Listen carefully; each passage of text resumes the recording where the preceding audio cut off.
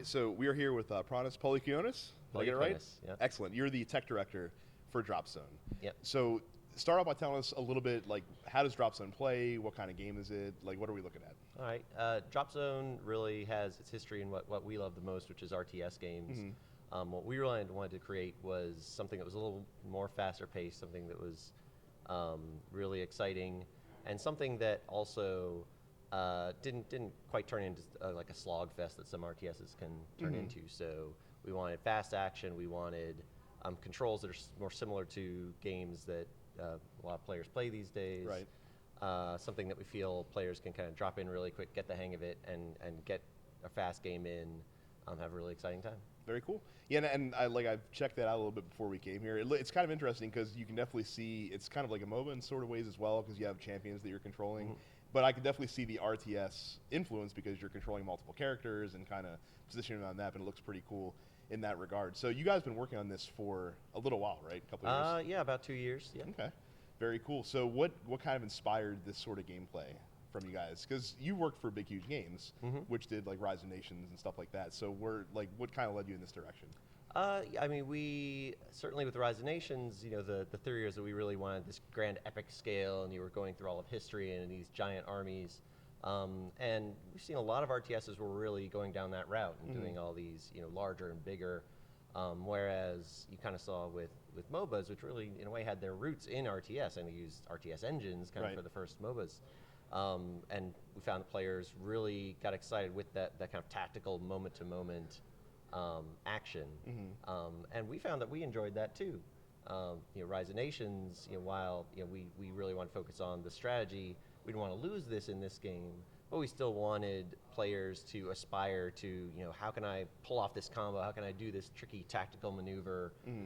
Keep that kind of excitement in this game while still feeling like an RTS and not so much like a MOBA. Very cool. So we talked a little bit before we started filming.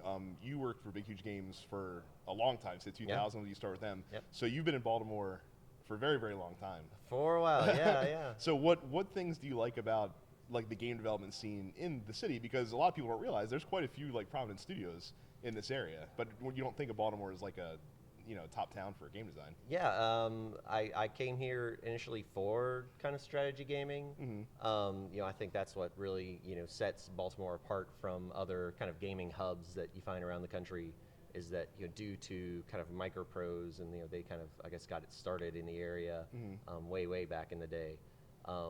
They developed a lot of simulations and strategy games, I should say, and that kind of I think set the kind of groundwork and the foundation for all the studios here. And you'll find that most of them have taken on that kind of role and have that kind of game that they want to make.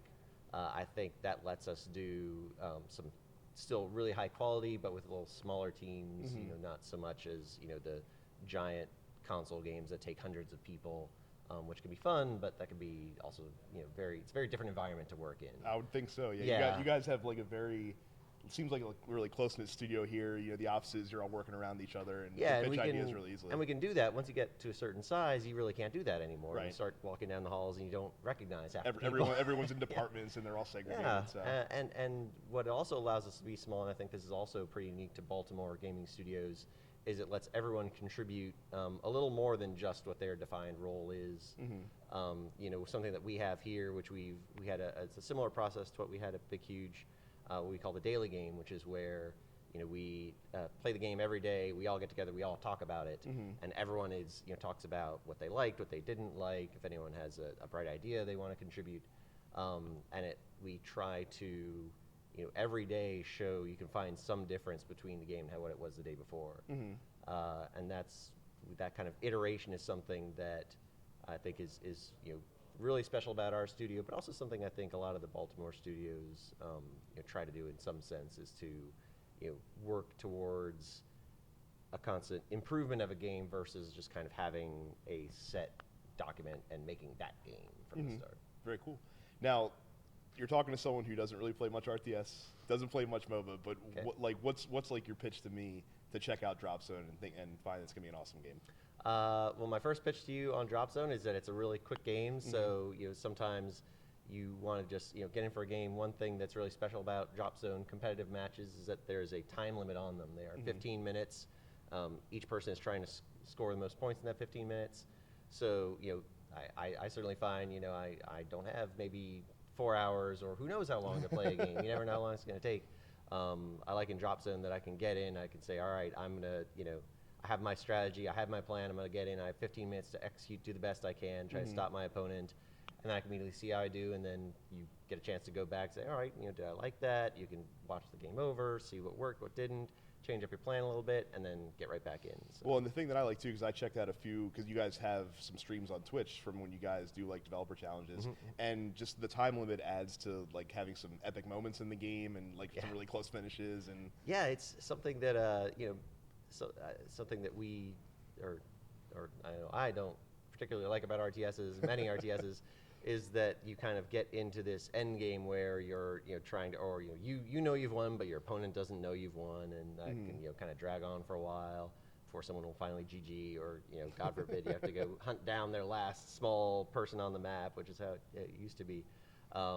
This you always can see like, all right, I've got 15 seconds, I could do this. If I pull that off, then I can get it. I get the point. We have an overtime, which is very exciting. Something you don't see too many times in video games.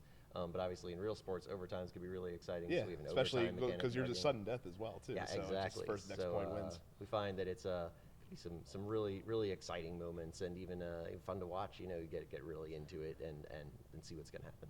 Very cool. Pranas, thanks for taking some time to sit down and talk with us. Thanks so much. Had a great time. Absolutely. Cool.